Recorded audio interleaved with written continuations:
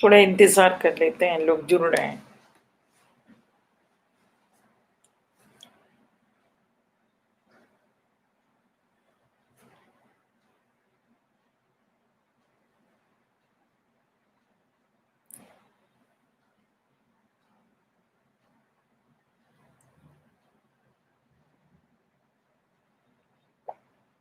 وعلیکم السلام سیدہ زینب. ماشاء اللہ.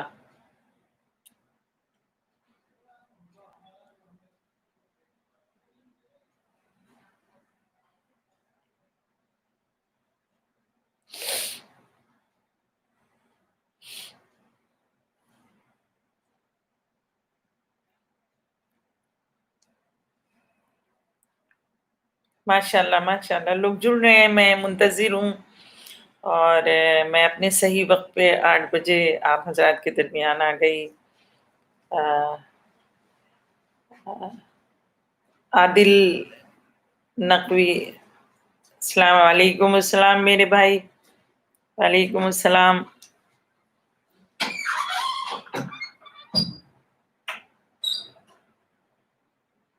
ماشاء اللہ ماشاء اللہ. وعلیکم السلام خیر النساء مشتاق صاحبہ، وعلیکم السلام. ماشاء اللہ ماشاء اللہ، اپنے صحیح وقت پہ تقریباً لوگ آ رہے ہیں، جڑ رہے ہیں. وعلیکم السلام.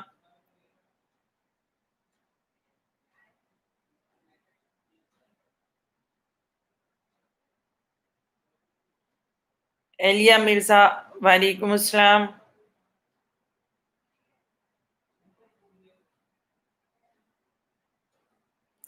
زینت رحیم صاحبہ، ماشاء اللہ ماشاء اللہ، السلام علیکم.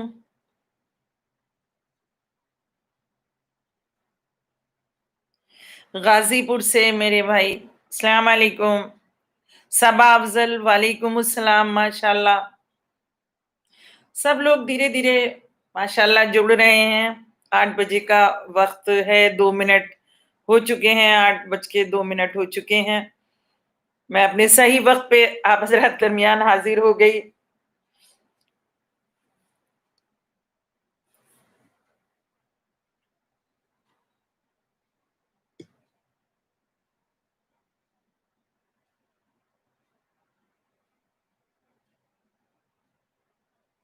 چنئی سے لوگ جڑ رہے ہیں. یہ ایکچولی یہ پروگرام چنئی کے لوگوں کی، چنئی کے مومنین اور مومنات کی خواہش پر یہ میں لائیو آپ حضرات کے سامنے یہاں آئی ہوں. چنئی سے ہماری مومنات کی یہ خواہش تھی کہ جشن شہزادی کونین جناب فاطمہ زہرا سلام اللہ علیہ کا ایک پروگرام ہو. حاضر ہوں میں آپ کے سامنے، اور انشاءاللہ مسیحہ صاحبہ، السلام علیکم. مسرت فاطمہ، وعلیکم السلام وعلیکم السلام. ماشاء اللہ ماشاء اللہ ماشاء اللہ، آپ سب کو بہت بہت مبارک ہو یہ ساتھ. شہزی، السلام علیکم. وجیحہ رضوی، وعلیکم السلام. ماشاء اللہ، مجھ سے لوگ کافی جڑ چکے ہیں. میرے خیال سے 8 بج کے 4 منٹ ہو گئے ہیں. 8 بجے کا وقت تھا. میں 1 منٹ کے بعد اپنے تقریر کا آغاز انشاءاللہ کر دوں گی انشاءاللہ.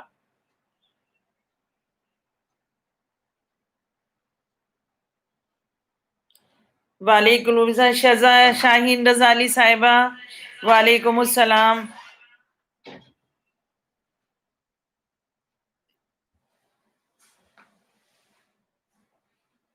میرا بخاری، وعلیکم السلام وعلیکم السلام.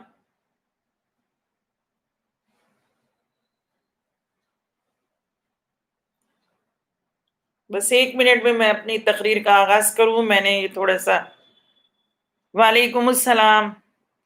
آپ سب کو بھی بہت بہت مبارک ہو. ماشاء اللہ ماشاء اللہ، تمام مومنین اور تمام مومنات کو یہ دن اور یہ تاریخ اور خصوصی طور پر یہ شب عقد جناب سیدہ کی یہ شب جو ہے وہ آپ سبھی حضرات کو بہت بہت مبارک ہو، بہت بہت مبارک. سبیہ فہیمہ بہت بہت وعلیکم السلام. وعلیکم السلام. عطیہ بہت بہت سلام، بہت بہت سلام، وعلیکم السلام. ماشاءاللہ ماشاءاللہ، چاروں طرف سے کافی لوگ جڑ چکے ہیں، اور میری تقریر کے آغاز کا وقت 8 بجے تھا، اور انشاءاللہ میں اپنی تقریر کا آغاز کر رہی ہوں. ایک بار پھر سبھی حضرات کو السلام علیکم ورحمۃ اللہ وبرکاتہ. ناظرین اکرام، یہ جو جشن ہے یہ چنئی کے مومنات کی طرف سے ہے. ایک بار ایک سورہ فاتحہ کی گزارش ہے. میر افسر علی ابن عبداللہ، ان کے والد کا نام نہیں لکھا ہے تو آپ ابن عبداللہ کر دیجئے، حسینی بیگم بنت عبداللہ. ایک بار ایک سورہ فاتحہ کا ارسال کریں آپ حضرات. ایک بار ہم سورہ حمد اور 3 بار سورہ اخلاص کی تلاوت کر کے آپ ان مرحومین کو پڑھ کے بخش دیں.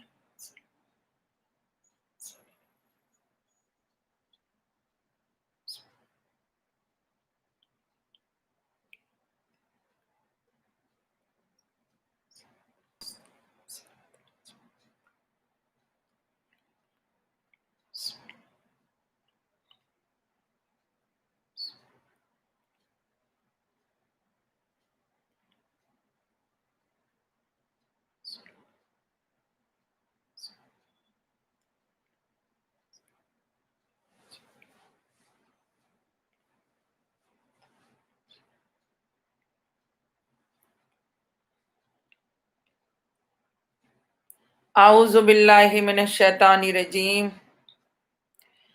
بسم اللہ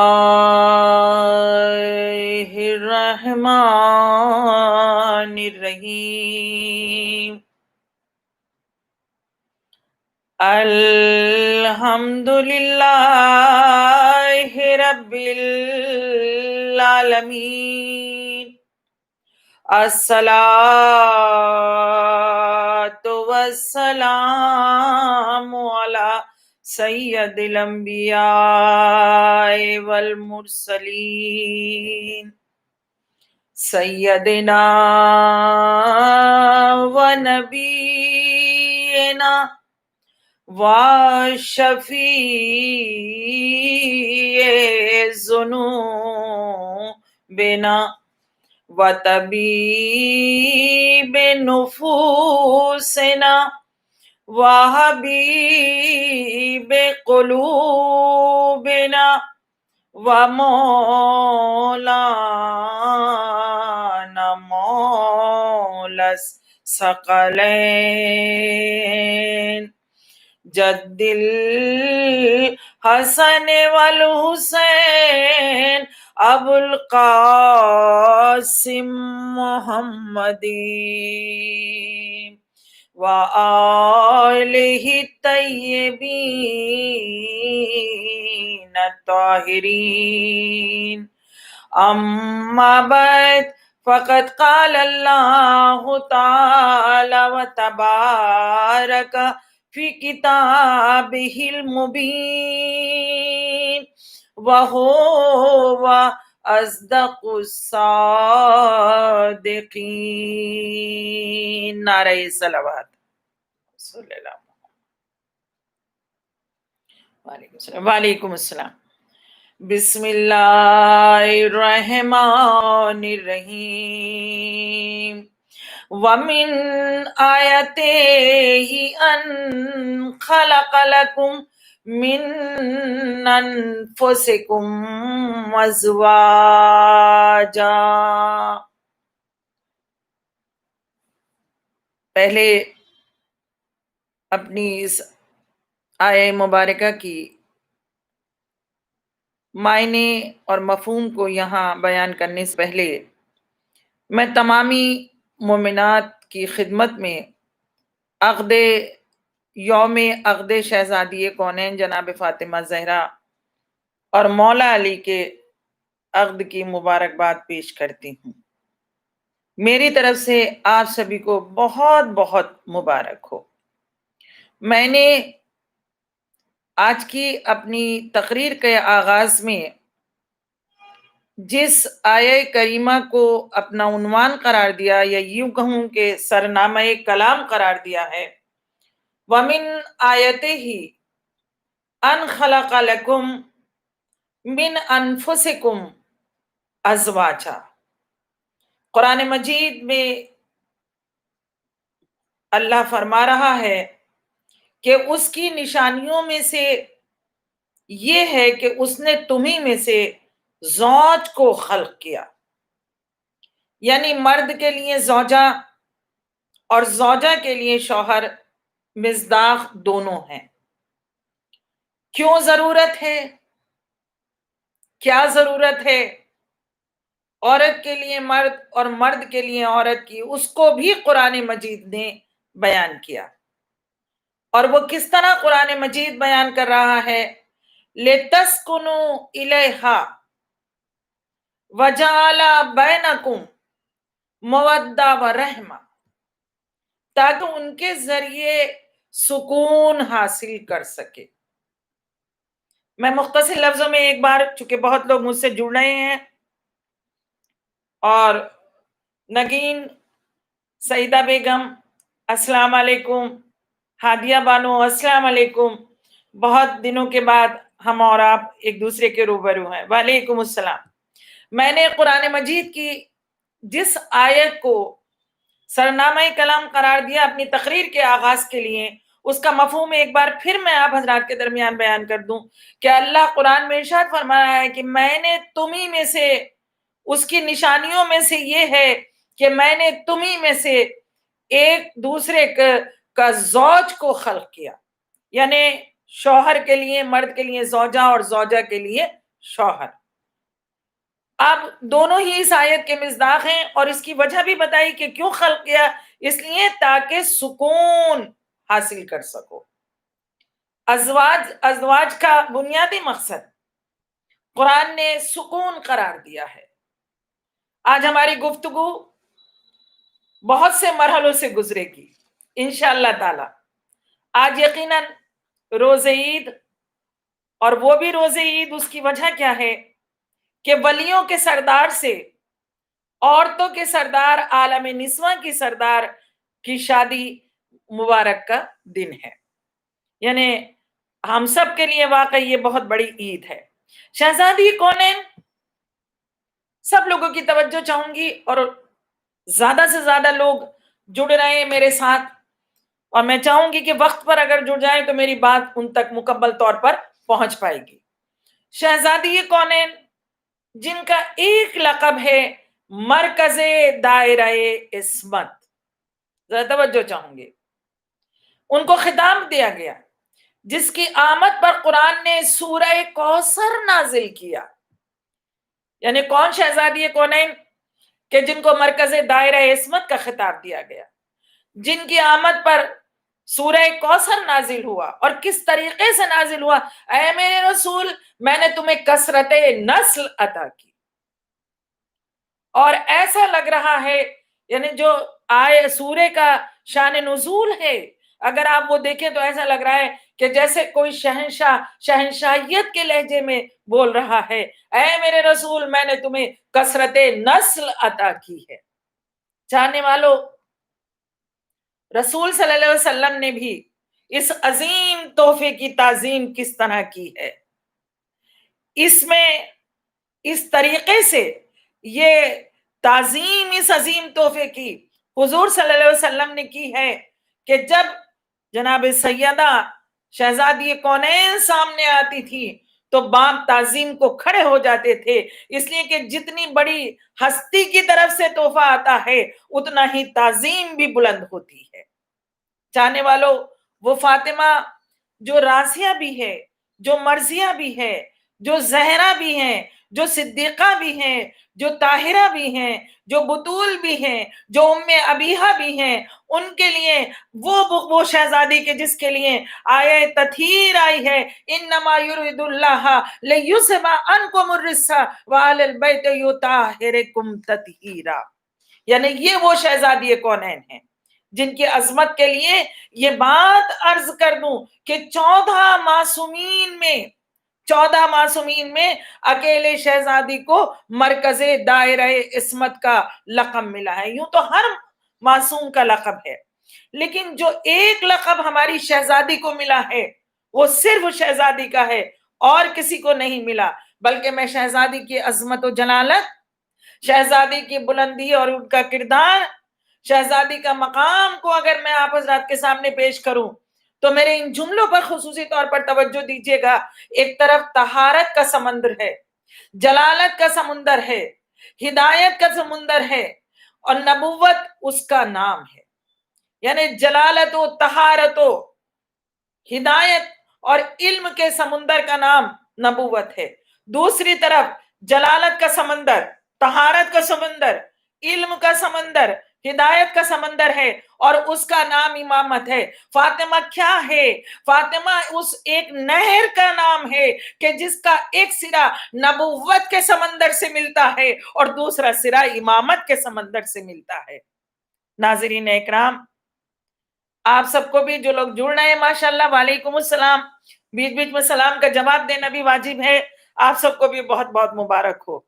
जश्न अक़्द शहजादी कौनैन आपको बहुत बहुत मुबारक हो।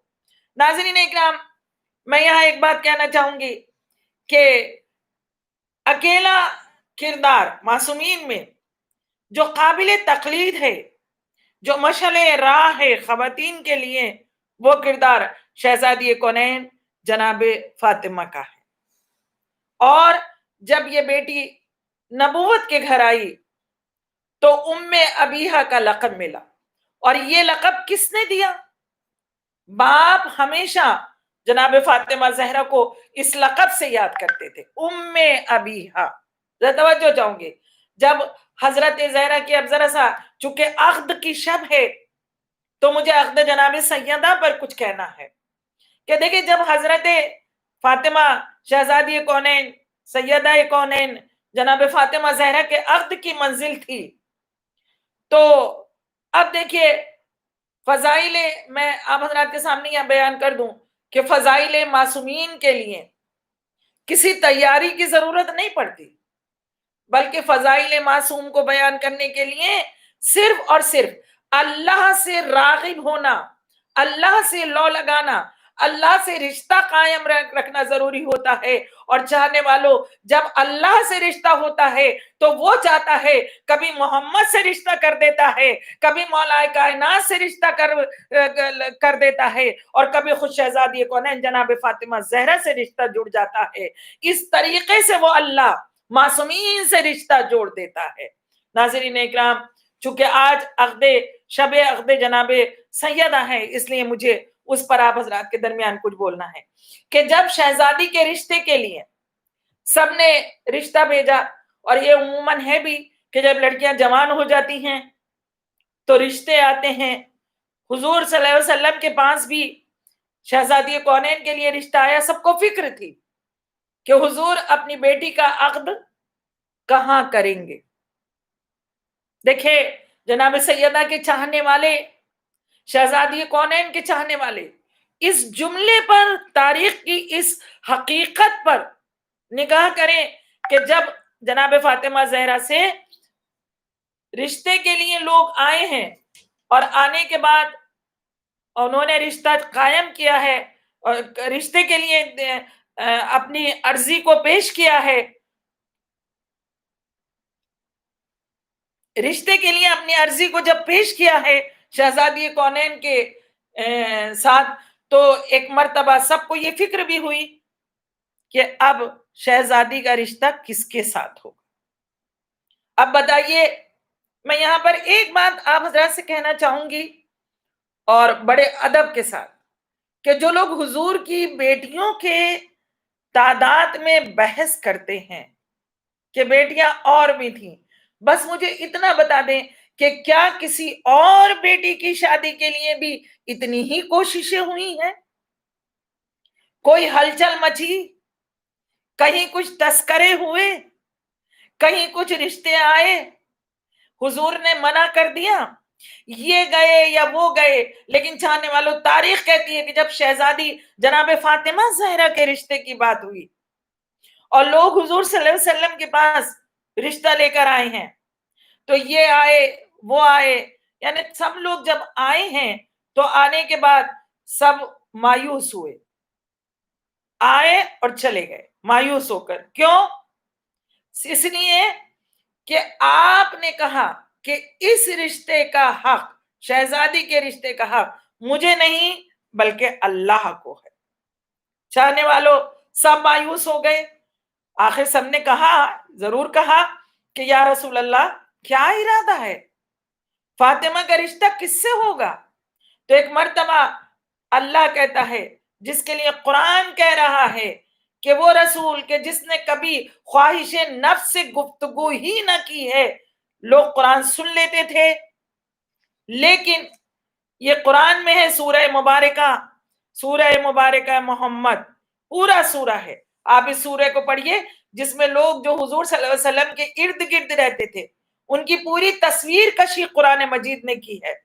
کیسے لوگ حضور قرآنی آیات سناتے تھے، خطبہ پڑھتے تھے مسجد میں. حضور صلی اللہ علیہ وسلم یعنی لوگ جمع ہیں، قرآنی آیات سنا رہے ہیں، خطبہ پڑھ رہے ہیں، اور جب حضور خاموش ہو جاتے تھے تو ایک دوسرے سے کہتے تھے کہ یہ حضور کیا کہہ رہے تھے. مطلب یہ حال تھا. پڑھیے پورے سورے کو، سورہ محمد قرآن مجید میں موجود ہے. آپ پڑھیے کہ کس طریقے کے لوگ حضور صلی اللہ علیہ وسلم کے ارد گرد جمع تھے. کس قدر صبر کیا ہوگا میرے پیغمبر نے، کیسے کیسے افراد کے درمیان زندگی گزاری ہے میرے رسول نے. یہ اور ادھر قرآن کہہ رہا ہے کہ یہ اپنی خواہش نفس سے کوئی گفتگو ہی نہیں کرتے. ان سے پوچھ رہے ہیں وہ کہ کیا فیصلہ ہے. اللہ کا رسول اپنے نفس کے خواہش کے مطابق نہیں بولے گا. آپ نے کہا کہ یا رسول اللہ، آپ رسول صلی اللہ علیہ وسلم نے کہا کہ یہ فیصلہ میں نہیں کروں گا بلکہ یہ فیصلہ اللہ کرے گا. کس چیز کا فیصلہ؟ جو لوگ بعد میں میرے ساتھ آئے ہیں اور بعد میں ماشاءاللہ جڑ رہے ہیں، میں ان کے لیے یہ عرض کر دوں کہ بات عقد جناب سیدہ کی چل رہی ہے، بات عقد شہزادی کونین کی چل رہی ہے. لوگ خواستگار ہیں سیدہ سے شادی کے لیے، اور اسی میں اللہ کے رسول نے کہا کہ عقد کا فیصلے کا حق مجھے نہیں ہے، یہ حق اللہ کو ہے. آپ نے کہا فیصلہ ہوا. آپ حضرات واقف ہیں تاریخ کے حوالے سے کہ فیصلہ ہوا، اور ایسا روشن تابناک الہی فیصلہ ہوا کہ کوئی انکار نہ کر سکا. روایت ہے کہ ستارہ آسمان سے چلا. بعض لوگ کہیں گے کہ کیا ستارہ آیا؟ توجہ چاہوں گی، دیکھیں بڑی باریک منزل سے میں اب آپ کے درمیان سے گزروں گی، اور بغور اس کو سنیے گا خدا را، اس لیے کہ کانسیپٹ کلیئر ہونا چاہیے. کہا کہ کیسے فیصلہ ہوگا؟ کہا فیصلہ الہی ہوگا. اور ایسا الہی فیصلہ ہوا، ایسا روشن فیصلہ ہوا کہ ایک مرتبہ ستارہ آسمان سے چلا. لوگوں نے کہا ستارہ چلا. دیکھیں میں یہاں ایک بات آپ حضرات کے درمیان عرض کر دوں کہ حضرت علامہ طباطبائی راوی ہیں المیزان کے، بحر العلوم جن کو کہا جاتا ہے، حکیم وقت بھی کہا جاتا ہے، یہ ہمیشہ مشہد مقدس جایا کرتے تھے، اور ایک ماہ مشہد مقدس میں آپ رہتے تھے. سب کو فیض پہنچتا تھا، عالم تھے، دانشور لوگ، جو دانشور طبقہ تھا، جو علماء تھے یونیورسٹی کے، جو بچے تھے، طلبہ تھے، سب وہاں آتے تھے. وہاں آپ کے پاس جب سب آئے ہیں تو کسی نے آپ سے پوچھا کہ آقا کیا یہ روایت درست ہے کہ ستارہ آسمان سے چلا؟ آپ نے ایک جملہ کہا، اگر کسی معصوم سے صادر ہے تو یہ درست ہے. توجہ چاہوں گی، جب یہ روایت میں ہے کہ ستارہ نازل ہوا ہے تو یہ وہ ستارہ جس کو سائنس کی روشنی میں ستارہ کہتے ہیں. اس کا مطلب ہے، بلکہ میں یہاں یہ کہوں کہ ستارہ ایک لقب دیا گیا، بلکہ یہ ایک ایسی چمکتی ہوئی نشانی اللہ نے نازل کی روایت ہے کہ معنی ہے کہ آسمان سے ایک روشن نشانی نازل ہوئی، اور دنیا کی زبان میں اسے تارا یعنی ستارہ کہا جاتا ہے. دیکھیں فیصلہ جب اللہ کو کرنا تھا تو نشانی بھی اللہ کی طرف سے ظاہر ہونا تھی، اس لیے کہ اللہ ایک پیکر میں نہیں سما سکتا. اس لیے اب اللہ کو اگر فیصلہ کرنا ہے تو اللہ نے ایک روشن فیصلہ کیا، ایک تابناک فیصلہ کیا، ایک الہی فیصلہ کیا، اور وہ اس طریقے سے کہ ایک روشنی ایک چلی آسمان سے، اور اللہ کی طرف سے چمکتی ہوئی یہ شے نازل ہوئی۔ عجب نہیں کہ دنیا کی نگاہوں میں وہ ستارہ ہو، لیکن اللہ کی نظر میں وہ ایک فرشتہ تھا کہ جو آ رہا تھا زمین پر۔ توجہ چاہتی ہوں، حضور نے یہ والی بات کہ بیٹی، حضور صلی اللہ علیہ وسلم نے جناب فاطمہ زہرا سے پہلے ہی کہہ دیا تھا کہ بیٹی اس طریقے سے نازل ہوگا ستارہ، اور جہاں ستارہ نازل ہوگا اسی کے ساتھ تمہارا عقد ہوگا۔ بیٹی آسمان کی طرف دیکھ رہی تھی کہ واقعی اگر اللہ فیصلہ کرے گا تو اللہ کی طرف سے یہ نشانی آئے گی۔ بہرحال یوں تو سارے لوگ آسمان کی طرف دیکھ رہے تھے، لیکن جناب سیدہ کو خصوصی طور پہ حضور سرور کائنات خاتم المرسلین نے یہ پیغام دیا تھا کہ بیٹی آج کی شب ایک ستارہ آسمان سے چلے گا، اور جہاں نازل ہوگا وہیں پر اسی سے تمہارا عقد ہوگا۔ چاہنے والوں، اس نشانی کی طرف جس سے عقد جناب سیدہ کا فیصلہ ہونا ہے، سیدہ کی نظریں تھیں۔ جیسے ہی ستارہ چلا، سیدہ نے کہا اللہ اکبر، اللہ اکبر، 34 مرتبہ کہنے پائی تھیں۔ توجہ چاہتی ہوں، 34 مرتبہ اللہ اکبر کہنے پائی تھی کہ وہ ستارہ خانہ علی میں نازل ہوا، اور جیسے ہی ستارہ خانہ علی پہ نازل ہوا، چوکھٹ کو اس نے بوسہ دیا، فوراً شہزادی نے کہا الحمدللہ الحمدللہ الحمدللہ، اور 33 مرتبہ الحمدللہ شہزادی نے پڑھنا شروع کیا۔ ابھی آپ نے 33 مرتبہ ہی پڑھا تھا کہ ایک مرتبہ ستارہ نے چوکھٹ علی کو بوسہ دیا، اور پھر ایک مرتبہ بلند ہو گیا۔ شہزادی نے ایک مرتبہ کہا سبحان اللہ سبحان اللہ سبحان اللہ۔ تو چاہنے والوں، یہ ہے عقد شہزادی کونین کا، رشتے کو قبولیت کا پیغام جو اللہ کی طرف سے نازل ہوا تھا۔ ابھی منزل آگے ہے، لیکن یہاں میں روکنے کے بعد ایک چیز میں ہم سب آپ حضرات کے درمیان رکھنا چاہوں گی، اور ہو سکتا ہے کہ ہمارے سوال کا جواب بھی مل جائے، اور وہ جواب یہ ہے کہ ہم عزادار جب عزا خانوں میں جاتے ہیں، روزوں پر جاتے ہیں، روزوں کے بوسے لیتے ہیں، عزا خانے کی چوکھٹ کو بوسہ دیتے ہیں، تو لوگ پوچھتے ہیں کہ قرآن میں کہاں لکھا ہے، قرآن میں کہاں لکھا ہے، حدیث میں کہاں لکھا ہے، اسلام میں کہاں لکھا ہے آسمانی مذہب پر عمل کرو۔ اب مجھے بتائیے کہ علی کی چوکھٹ کو چومنے آسمان والا آیا، سارے اصحاب نے دیکھا، چوم لیا، فخر بھی کیا، اور یہ کہہ کر بلند ہوا ہم سے بہتر کون ہے کہ ہم نے اس ڈیوڑی کا بوسہ لیا ہے، اس ڈیوڑی کو چوما ہے۔ وہی ہم بھی فخر کرتے ہیں کہ ہم سے بہتر کون ہے کہ جس نے در حسین کو چوم لیا ہے۔ عزاداران امام مظلوم کربلا، میں ظاہر بات ہے کہ آج امام حسین کی والدہ ماجدہ شہزادی کونین جناب فاطمہ زہرا کے عقد کی شب عقد ہے۔ آج شادی انجام پائی، رشتہ طے ہوا، آسمانی فیصلہ ہوا، آسمانی پیغام آیا، اور چاہنے والوں اس کے بعد اب شادی کا منزل آئی، شادی انجام پائی، مہر جہیز حضور نے بیٹی کو دے کر بتایا کہ دیکھو یہ سنت ہے، لیکن دنیا کتنا آگے نکل گئی، جبکہ عمل رسول کہ اسلام کی شادی کا کس طریقے سے انجام ہونی چاہیے یا کس طریقے سے انجام دینی چاہیے، یہ عمل رسول نے دنیا والوں کو بتایا ہے۔ لیکن چاہنے والوں، دنیا کتنی آگے نکل گئی، مگر قدرت نے، اچھا میں یہاں ایک بات آپ حضرات کے درمیان ضرور شیئر کروں گی کہ قدرت نے پھر ایک بار وہی اسلامی شادی کی جھلک دنیا کو دکھا دی، اور کس شکل میں کہ آج لاک ڈاؤن اور کورونا وائرس کے حالات میں دنیا جو شادی ہو رہی ہے صرف گورنمنٹ کی ہدایت کے مطابق 10 لوگوں پر مشتمل، 5 لوگوں پر مشتمل، مختصر شادی، قدرت یہ دکھا رہی ہے کہ دیکھو تم نہ مانو، لیکن میں ایسے حالات پیدا کر دوں گا کہ تم مجبور ہو جاؤ گے، تاکہ اس طرح مجبور ہو جاؤ گے کہ تم کو اسی طرح شادی کرنی پڑے گی جس طرح اسلام اجازت دیتا ہے، تاکہ کسی غریب کو اپنی بیٹی کی شادی کرتے وقت پشیمانی نہ ہو۔ ایک بار درود بھیج دے محمد و آل محمد پر۔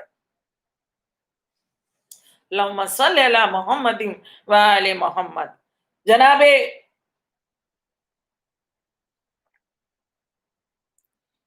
جناب سیدہ شادی ہو کر مولا علی کے گھر آئی۔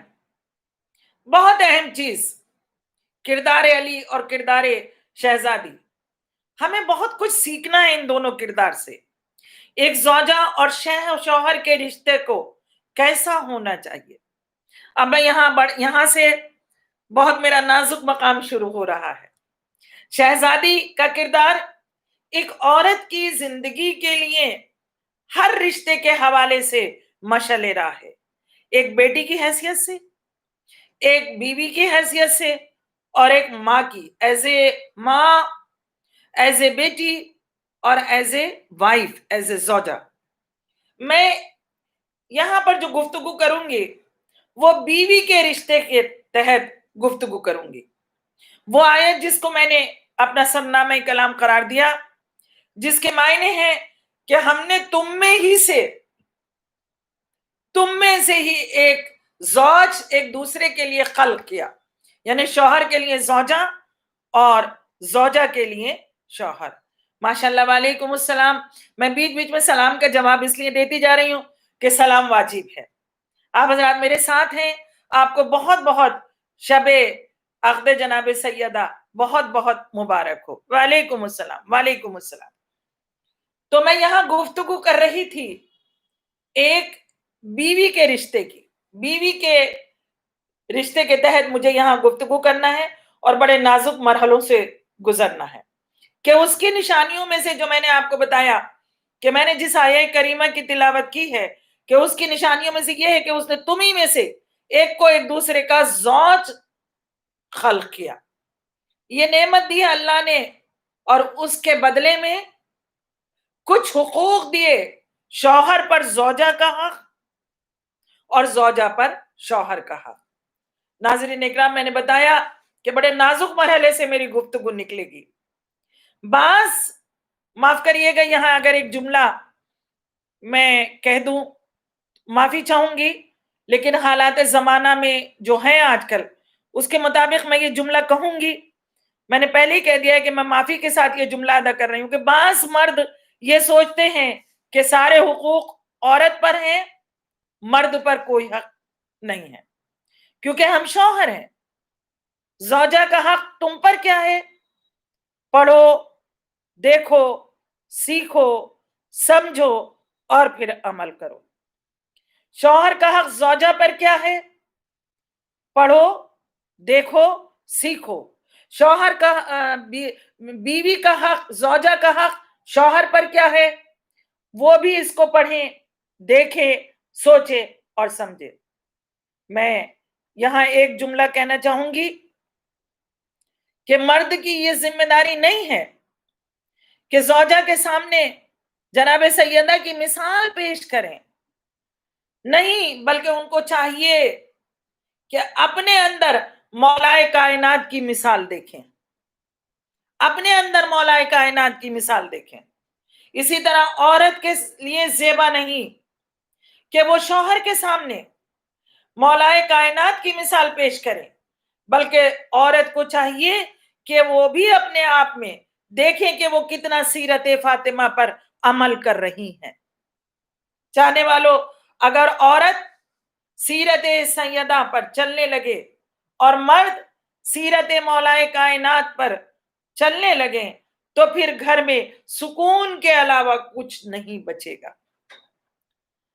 ایک دوسرے کو آئینہ مت دکھاؤ، خود آئینہ دیکھیں، اس لیے کہ زوجہ کی قبر میں خود اس کو جانا ہے، شوہر کو نہیں جانا۔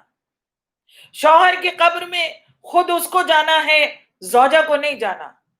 آخرت میں زوجہ سے کے عمل کے لیے خود زوجہ سے سوال ہوگا، جواب شوہر نہیں دے گا، اور شوہر سے آخرت میں اس کے عمل کا خود حساب ہوگا، جواب زوجہ نہیں دے گی۔ گھر کی ذمہ داری، ناظرین اکرام، اسلام کے آئینے میں دیکھیں، اسلام بہت بہترین مذہب ہے۔ اسلام کے آئینے میں گھر کی ذمہ داری دونوں کی ہے۔ ایک دوسرے کے بہتر رشتے کے لیے جو چیزیں ہیں ان میں ایک اہم چیز ہے جہاں شوہر اور بیوی کا رشتہ قائم رہ سکتا ہے، اس کے لیے ایک بہت اہم چیز ہے احترام۔ بیوی کو شوہر کا احترام اور شوہر کو بیوی کا احترام۔ اور یہ مثال اگر ہمیں تاریخ میں دیکھنا ہے تو ہمیں شہزادی کونین اور جناب مولا کائنات جناب امیر المومنین کی زندگی میں دیکھنا ہوگا کہ میری بیوی کتنا شوہر کا احترام کرتی تھی، اور اسی طرح مولا کائنات کس طرح شہزادی کونین جناب فاطمہ زہرا کا احترام کرتے تھے۔ تو اگر ہمیں اسلام کی ان دو کیریکٹر سے سبق لینا ہے تو ہمیں سب سے پہلے اگر اپنے گھر کی فضا کو ہموار کرنا ہے تو اس کے لیے بہترین اور مؤثر چیز یہ ہے کہ ہمیں ایک دوسرے کا، شوہر اور زوجہ کو ایک دوسرے کا احترام کرنا ہے۔ بیوی کو کس انداز سے مخاطب کریں، ایک دوسرے کی انسلٹ نہ کریں، احترام لازمی ہے، یہ دونوں کا حصہ ہے۔ یہ میں آپ کو بتا دوں کہ اسلام یہ نہیں کہتا کہ صرف بیوی پر ہی یہ فرض ہے کہ وہ شوہر کا احترام کرے، نہیں، بلکہ اسلام کہتا ہے کہ شوہر پر بھی یہ فرض ہے کہ وہ اپنی بیوی کا احترام کرے، اور یہ چیزیں ایک دوسرے کے رشتے کو قوت دیتی ہیں۔ چادر تطہیر میں بھی اگر دیکھنا ہے تو آپ کو رشتوں کا احترام نظر آ جائے گا۔ چادر تطہیر میں رشتوں کا احترام بہترین نمونہ ہے۔ ایک دوسرے کے عمل کو، ایک اور چیز میں آپ کو بتا دوں کہ جس کے لیے اسلام میں ہے کہ ایک دوسرے کے عمل کو بہت باریک بینی سے نہ دیکھیں۔ اگر کوئی عمل میں کوتاہی بھی ہو گئی ہے تو آپ الگ سے بہت مہذب انداز میں اس کو سمجھا دیں۔ اس لیے کہ جانے والوں، کبھی کبھی دیکھنے میں آتا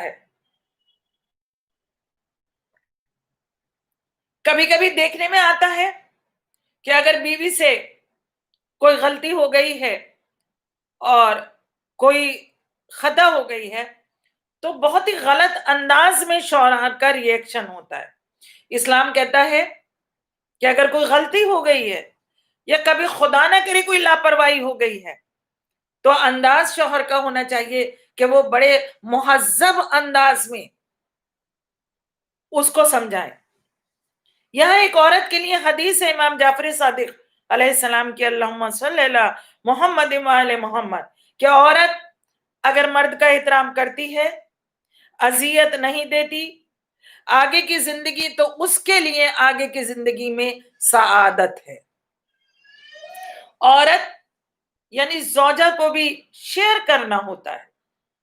دیکھیں کہ شیئر کیا، فار ایگزامپل کہ عورت بھی اگر پریشانی میں ہے یا وہ کوئی چیز اپنی پریشانی شیئر کرنا چاہتی ہے تو اس کے لیے بھی اسلام اس بات کا حکم دیتا ہے کہ ظاہر بات ہے کہ اسے اپنے شوہر سے ہی وہ چیز شیئر کرنا ہے، تو اس کے لیے وہ پہلے حالات کو دیکھے کہ شوہر تھکا ہوا تو نہیں ہے، ابھی آفس سے تھکے ہوا آیا ہے یا کسی مسئلے کو لے کر تھکا ہوا ہے، تو وہ اس وقت شیئر نہ کرے، بلکہ جب ذرا سا ذہنی سکون ہو، اسے جسمانی سکون ہو، تب اپنی پریشانی کو شیئر کرے۔ اگر ہم یہ چھوٹی چھوٹی سی باتیں اسلام کے آئینے میں اگر ہم اس کو اختیار کریں تو ہمارے گھر کی تمام پرابلمز دور ہو سکتی ہیں۔ اور شیئر کریں، انداز شکایتی نہ ہو، بلکہ ایک دوسرے سے پرابلم کو اگر وہ سالو کر رہے ہیں، شوہر بیوی سے کہہ رہا ہے، بیوی شوہر سے کہہ رہی ہے، تو اگر وہ ایک دوسرے سے اپنی پرابلم کو سالو کر رہے ہیں تو ان کا انداز ایسا ہونا چاہیے جیسے ایک دوست دوسرے دوست سے اپنی پرابلم سالو کر رہا ہے۔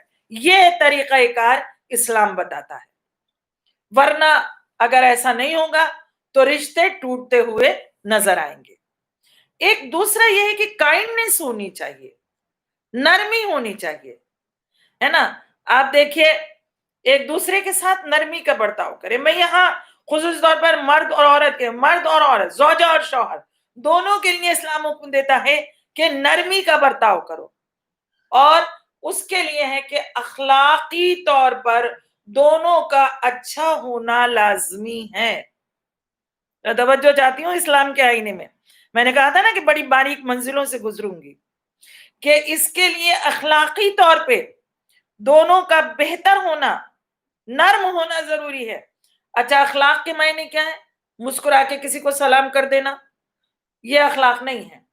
مسکرا کے، بلکہ اچھا اخلاق مسکرانا نہیں، مسکرا کر کبھی ایسے دو چار جملے طنزیہ کہہ دیے کہ ایک شوہر نے اگر بیوی سے کہہ دیا اور یا بیوی نے شوہر سے کہہ دیا تو اب پورا دن ذہنی طور پر جلتا رہے، یہ اچھا اخلاق نہیں ہے. بات بہت بڑی کہہ دی لیکن مسکرا کے کہہ دی. اخلاق کے معنی یہ ہے، اخلاق ایک میجک ہے، معجزہ ہے کہ لاپرواہ رشتے بھی صحیح راستے پر آ جاتے ہیں. اور سب سے زیادہ تعلیم اسلام نے اخلاق کی دی ہے. خود حضور صلی اللہ علیہ وسلم کو خلق عظیم کا خطاب دیا گیا ہے. چاہنے والوں تو ظاہر بات ہے کہ اس اسلام نے شوہر اور زوجہ کے لیے بھی اخلاق کی کس طرح تعلیم دی ہوگی. ایک دوسرے کی کوتاہیوں کو، کمیوں کو دور کرتے ہوئے اچھے اخلاق کا مظاہرہ کرنا شوہر اور بیوی کے لیے نہایت ضروری ہے. ایک راوی رسول خدا صلی اللہ علیہ وسلم، اللہم صلی علی محمد وعلی محمد، حضور صلی اللہ علیہ وسلم کی خدمت میں حاضر ہوا اور کہا کہ حضور، میری بیوی گھر میں مسکرا کے کام کے بعد میرا استقبال کرتی ہے، دن بھر کام میں لگی رہتی ہے لیکن پھر اس کے بعد مسکرا کے میرا استقبال کرتی ہے. اور میری بیوی اگر میں باہر جاتا ہوں تو مجھے دروازے تک چھوڑنے آتی ہے، اور میری پریشانی دیکھ کر کہتی ہے کہ میرے سرکار، اگر آپ رزق کے لیے گھبرا رہے ہیں تو خدا میرے اور تیرے رزق کا ضامن ہے، رزق کے لیے مت گھبرا. رسول نے کہا جاؤ اور جا کر زوجہ کو جنت کی بشارت دے دو، یعنی تجھ کو ہر روز خدا کی راہ میں ایک شہید والے کا آدھا ثواب ملتا ہے. جانے والوں، جب تک عورت اچھے اخلاق کا مظاہرہ کرتی رہے وہ جہاد کر رہی ہوتی ہے. اس لیے کہ جانے والوں، اگر شوہر برے اخلاق کا بھی ہے، غصے والا ہے، اور وہ اس کی تمام زیادتیوں کو برداشت کر رہی ہے، اس کا مطلب یہ ہے کہ وہ اپنے نفس سے جہاد کر رہی ہے. اچھا، یہی چیز شوہر کے لیے بھی اسلام میں حکم ہے کہ اچھے اخلاق کا مظاہرہ بیوی سے کرو، اور وہ اس طرح ممکن ہے کہ پہلے ہی دن سے یہ کلیئر کر دو. بہت اہم بات میں اسلام کے آئینے میں شوہر اور بیوی کے حقوق کو لے کر آپ حضرات کے سامنے بیان کر رہی ہوں کہ اس طرح ممکن ہے کہ پہلے ہی دن یہ کلیئر کر دو کہ وہ شادی کی صورت میں کسی کو کنیز بنا کر نہیں لایا ہے کہ وہ سارے گھر کے کام انجام دے، بلکہ وہ شریک حیات لا رہا ہے، لائف پارٹنر لا رہا ہے. اسلام میں شریک حیات کا نام دیا گیا ہے بیوی کو. چاہنے والوں، وہ ذہنیتیں یقینی طور پر میرے لیے کچھ نہ کچھ کہہ رہی ہوں گی کہ جو سوچتی ہیں کہ گھر میں اگر بہو آ جائے تو معلوم ہوا کہ اب سارا کام گھر کا بہو کرے گی. اسلام اس کی اجازت نہیں دیتا. معاف کریے گا، اسلام کے آئینے میں یہ بات کہہ رہی ہوں. اسلام میں آنے والی کو یہ احساس دلایا جائے کہ وہ کنیز نہیں بلکہ لائف پارٹنر، شریک حیات بن کر اس گھر میں آئی ہے. اور شریک حیات اگر بن کر آئی ہے تو اب اس کے ساتھ انڈرسٹینڈنگ کیسی ہونی چاہیے. اگر ہمارا لائف پارٹنر ہے کوئی تو اس کے ساتھ ہماری انڈرسٹینڈنگ بھی اچھی ہو، اس لیے کہ یہ اسلامی نظریہ ہے کہ اگر انڈرسٹینڈنگ اچھی نہیں ہوگی تو ہر وقت کا روگ بن جائے گی زندگی. اور ظاہر بات ہے کہ جو دیکھیں، اگر پارٹنر ہوتا ہے تو پارٹنر سے ہر اچھی بری چیز جو ہے وہ شیئر کی جاتی ہے. اللہ نے بھی زوجہ کو شوہر کا لائف پارٹنر قرار دیا اور شوہر کو زوجہ کا لائف پارٹنر قرار دیا ہے. تو اب یہاں پر دونوں کے درمیان انڈرسٹینڈنگ اچھی ہونی چاہیے، اور اس کا عملی نمونہ ہمیں جناب سیدہ اور مولا کائنات کی زندگی میں ملتا ہے کہ کبھی نہ شکوہ لب پر ہے سیدہ کے، نہ کبھی شکوہ لب پر ہے مولا علی کے، بلکہ اس طریقے سے انڈرسٹینڈنگ میری بیوی کی تھی کہ ہر مصائب کو برداشت کر لیا، ہر پریشانی کو برداشت کر لیا، لیکن کبھی علی سے شکوہ نہیں کیا، اور نہ کبھی مولا علی نے شہزادی کونین سے کسی طرح کا شکوہ کیا ہے۔ جانے والوں، ایک اور چیز کہ جو میں اسلام کے آئینے میں یہاں بیان کر دوں، فرمائش۔ دیکھیں اسلام کے آئینے میں فرمائش یہ ہے کہ معاشرے میں ہر گھر مالی اعتبار سے برابر نہیں ہوتا۔ کچھ لوگ ہوتے ہیں کہ جن کے پاس پیسہ ہے، کچھ لوگ ہوتے ہیں کہ جو پیسہ کم رکھتے ہیں، پیسہ کم ہے ان لوگوں کے پاس، مالی حیثیت اتنی اچھی نہیں ہے۔ تو اب مالی اعتبار سے سب گھرانے ایک جیسے نہیں ہیں، تو عورت یعنی زوجہ کا فرض یہ بنتا ہے کہ وہ ایسی فرمائش شوہر سے نہ کرے کہ جس کی قوت خرید شوہر کے پاس نہ ہو۔ یہ نصیحت خود خاتم المرسلین نے بیٹی جناب فاطمہ سے کی تھی کہ بیٹی کسی ایسی چیز کا تقاضا علی سے نہ کرنا کہ علی وہ مہیا نہ کر سکیں۔ ایسے معاملات میں عورت غضب الہی کا شکار ہو سکتی ہے اگر وہ اپنے شوہر کی حیثیت نہ دیکھے اور اس کی حیثیت سے بڑھ کر فرمائش کر دے، تو ایسی عورتیں غضب الہی کا شکار ہوتی ہیں۔ اور ایک دوسرے کے عیب تلاش نہ کریں۔ اسلام میں شوہر اور بیوی کے رشتے کے لیے ایک بہت اہم چیز یہ دی ہے کہ ایک دوسرے کی عیب جوئی نہ کریں، بلکہ اپنے اپنے عیوب اور اپنی اپنی خوبیوں پر نظر کریں۔ اچھا، اب دیکھیں جنگیں تو کئی طرح کی ہوتی ہیں، عالمی جنگ بھی ہوتی ہے، گھر میں بھی جنگ ہوتی ہے۔ تو اب انسان کیا ہوتا ہے، جنگ ہوتی کیوں ہے؟ کیونکہ انسان اپنے حق کو تو یاد رکھتا ہے لیکن دوسرے کے حق کو بھلا دیتا ہے۔ بس یہی بات شوہر اور زوجہ کے درمیان ہے کہ دوسروں سے ایک کو دوسرے کے حقوق سے لاپرواہی نہیں کرنی چاہیے۔ اگر لاپرواہی ہوگی تو وہیں گھر جو ہے وہ جنگ کا اڈا بن جاتے ہیں۔ شوہر کے راز اپنے سینے میں رکھے۔ عورت کے لیے حکم ہے کہ وہ شوہر کے راز اپنے سینے میں رکھے، کیونکہ یہ گھر کے دو پہیے ایسے ہیں کہ جس میں ایک سرپرست ہے۔ عورت پھر بھی اپنی نسوانیت کی بنا پر بہت سی باتوں میں کمپرومائز کر لیتی ہے، لیکن مرد بعنوان مرد کو کمپرومائز کرنا بہت مشکل ہوتا ہے۔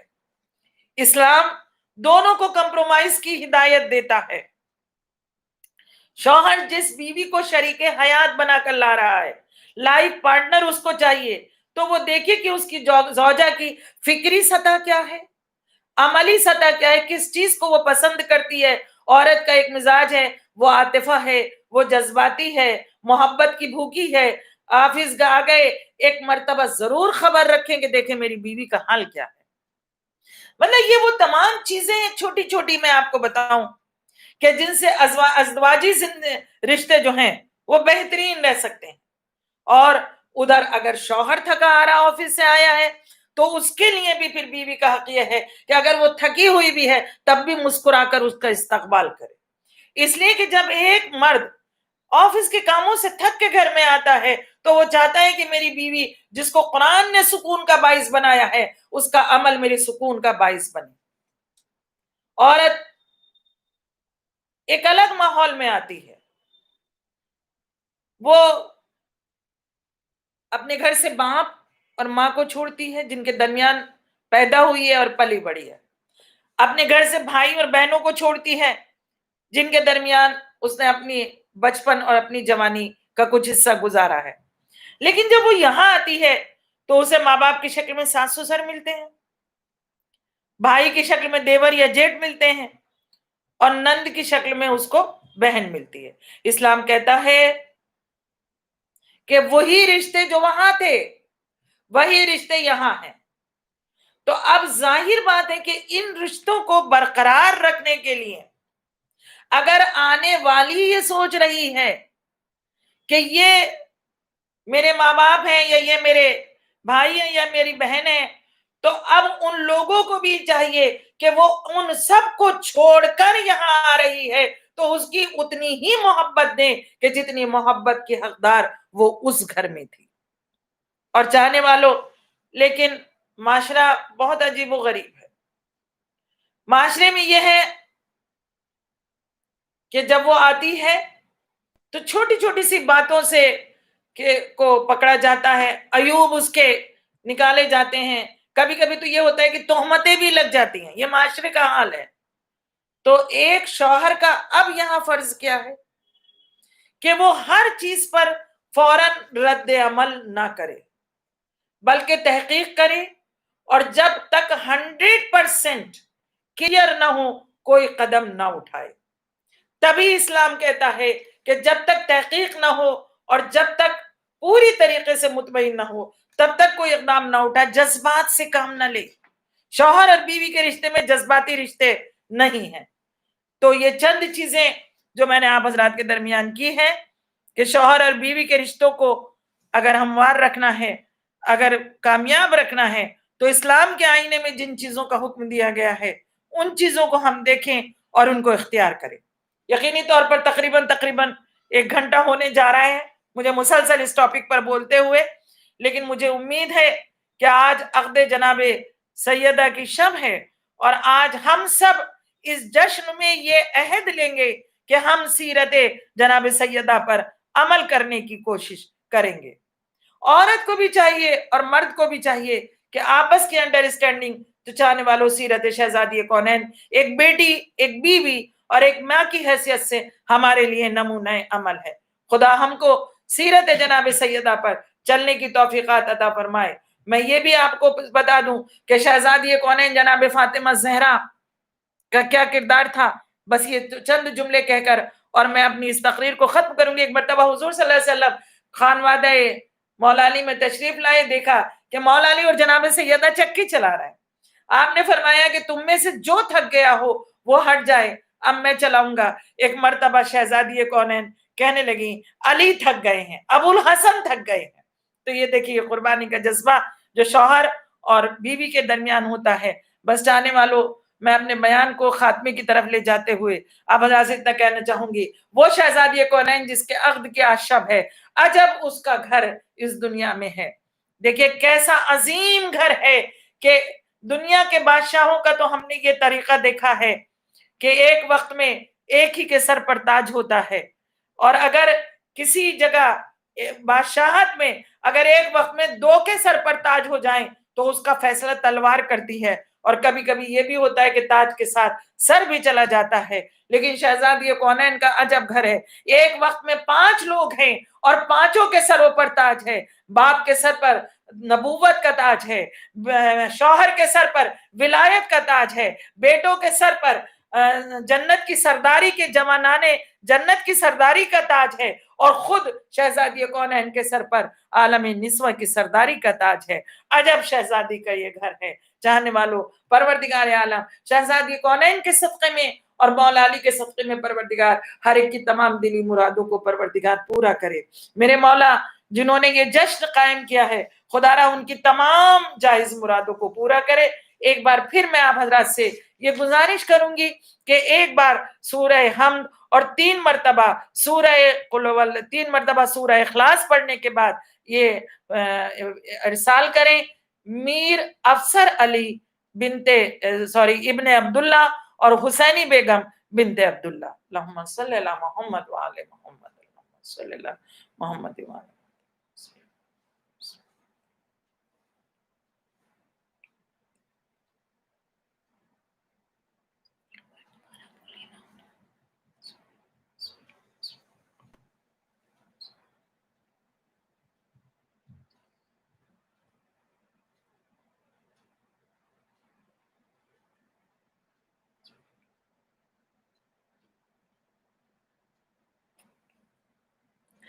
جزاک اللہ خیر. آپ حضرات نے جشن جناب شہزادی کونین جناب فاطمہ زہرا اور مولا علی کے جشن میں آپ نے میرے ساتھ شرکت کی، اور ماشاءاللہ 1 گھنٹے کا یہ حسین لمحات آپ نے میرے ساتھ گزارے. شہزادی آپ کو جزائے خیر دیں اور بس دعا گو ہوں کہ پروردگار عالم چاہت معصومین کے صدقے میں یہ وبا جو کورونا وائرس کی وبا ہے اور جو چاروں طرف پوری دنیا کو گھیرے ہوئے پروردگار اس وبا سے اور اس بیماری سے سب کو نجات دلوا۔ میرے پروردگار سب کو اپنے سائے میں رکھنا ہے، اے میرے مولا سب کو اس وبا سے بچا کر رکھنا۔ اور بارہلا محرم چونکہ نزدیک ہے، خصوصی طور پر آج میں شہزادی کونین کے حضور میں ہاتھ جوڑ کر یہ درخواست کر رہی ہوں کہ شہزادی اس حالات کو سنوار دیجئے تاکہ آپ کے لال کا ماتم اسی طریقے سے ہو سکے جس طریقے سے ہم صف عزا بچھاتے تھے۔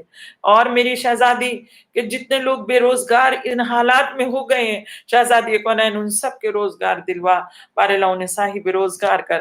میرے پروردگار جو لا ولد ہیں ان کو اولاد عطا فرما۔ پروردگار عالم جو بیمار ہیں ان کو بیمار کربلا کے صدقے میں شفا عطا فرما۔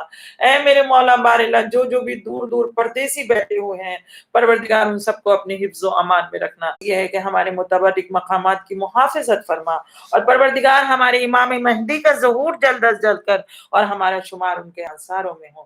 آمین ثم آمین۔